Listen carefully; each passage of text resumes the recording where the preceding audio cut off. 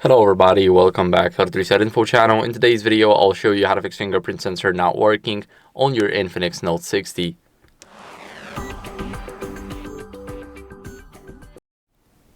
First, what you guys want to do is simply clean the fingerprint sensor with a microfiber cloth. So it's around here, right in the middle of the 2 apps, and the middle button. So 3 things in total. What are we going to do is we're going to swipe it with a microfiber cloth like that. And once we know it's clean, what are we going to do is we're going to re-register it in the settings. So scroll down to password and security. Now tap on the fingerprint. Of course, enter the password.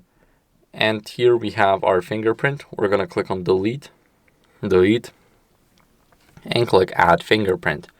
We're going to click next, and now we're simply going to place our finger and lift it after we feel a vibration. So now we need to scan the edges, and let's click finish. Now let's see if it works. This is very important. This is the moment of truth. Everything works just fine. What are we going to do if it's not working for you?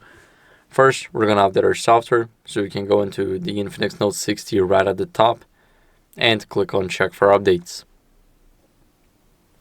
As you guys can see, my system is up to date, but if yours isn't, then I recommend you updating.